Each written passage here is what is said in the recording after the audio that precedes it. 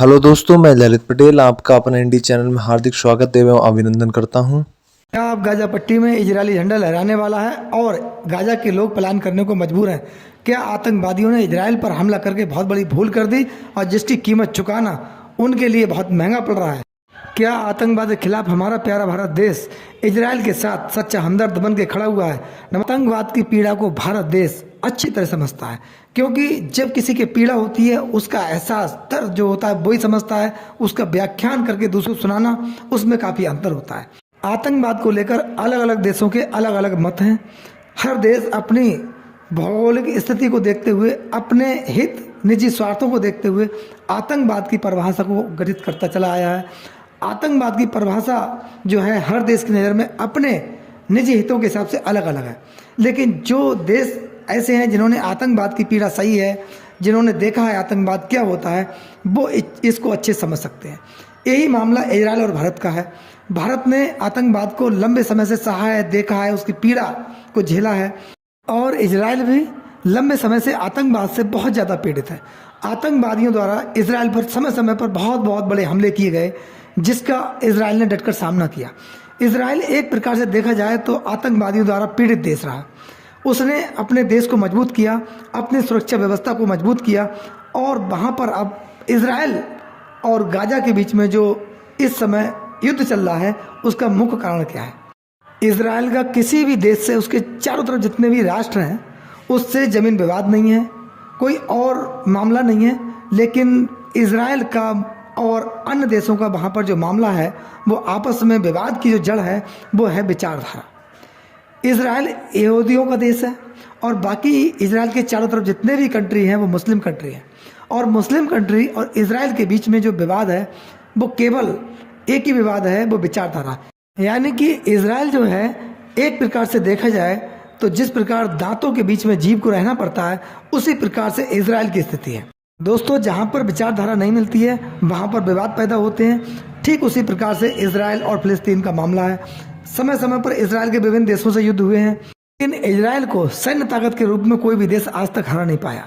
Israel का प्रत्येक नागरिक अपने आप में एक सैनिक है, चाहे वो महिला हो या पुरुष हो। वहाँ के लोग जब 18 की आयु को पार करते हैं, उनको 2 साल की सैन्य ट्रेनिंग दी जाती है, महिलाओं को 2.5 साल की सैन्य ट्रेनिंग दी जाती है, जिससे कि वो शारीरिक और मानसिक रूप से फिट रहते हैं और अपने देश के लिए हमेशा आहूत रहते हैं, तत्पर रहते हैं।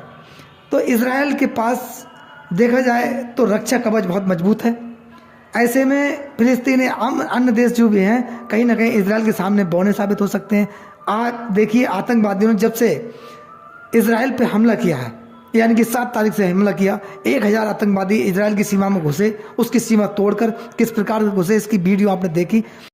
और उन आतंकवादियों ने इजरायल के अंदर घुसकर मानवता का संहार किया, यानी कि बच्चे, बूढ़े, महिलाएं, किसी को भी नहीं बख्शा, और उन्होंने केवल वो उपद्रव किया जो मानवता के खिलाफ है। इजरायल से बौखलाया, उसने अपनी आत्मरक्षा में आगे बढ़ते हुए और सीधे सीधे गाजा पर आक्रमण कर दिया, और गाजा से उनका युद्ध चल रहा। लेकिन ये एक युद्ध नहीं है, गाजा पट्टी का एक छोटा सा मामला नहीं है। गाजा पट्टी मात्र 12 किलोमीटर चौड़ा और 45-50 किलोमीटर लंबा एक जमीन का टुकड़ा है, उसके आगे समुद्र है। ये मामला जमीन का नहीं है, ये मामला केवल क्या है, जमीन के टुकड़ों को लेकर ये मामला बिल्कुल नहीं बना है, क्योंकि जमीनी विवाद कोई नहीं है।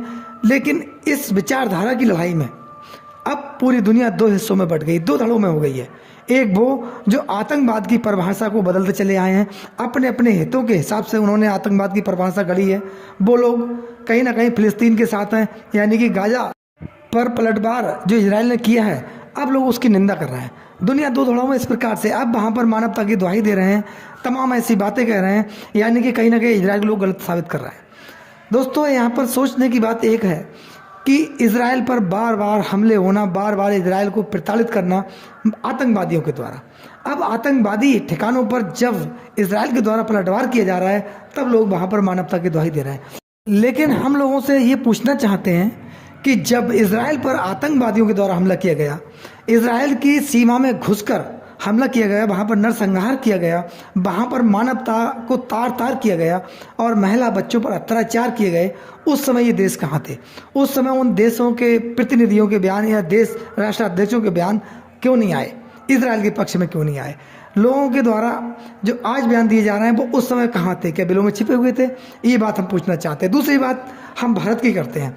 भारत देश ने जब इजराइल की मदद की, क्योंकि भारत देश आतंकवादियों द्वारा पीड़ित है, आतंकवाद को झेला है, ऐसे में भारत इजराइल के साथ आतंकवाद के खिलाफ खड़ा हुआ और इजराइल के साथ खड़ा होने पर एक राष्ट्र ने पूरी दूसरे राष्ट्र की आतंकवाद के खिलाफ मदद की।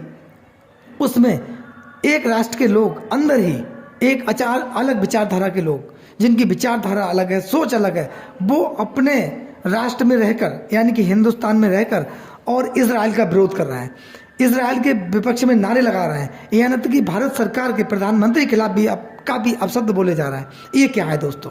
क्या ये राष्ट्रद्रोह नहीं है?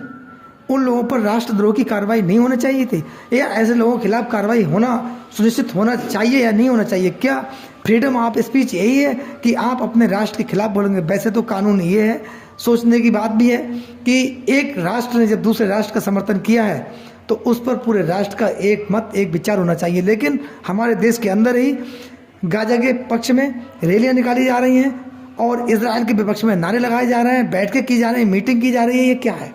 ऐसे ही अंतर्राष्ट्रीय लेवल पर देखिए आप, OIC की मीटिंग हुई है केवल धर्म के नाम पर, एक विचारधारा के नाम पर।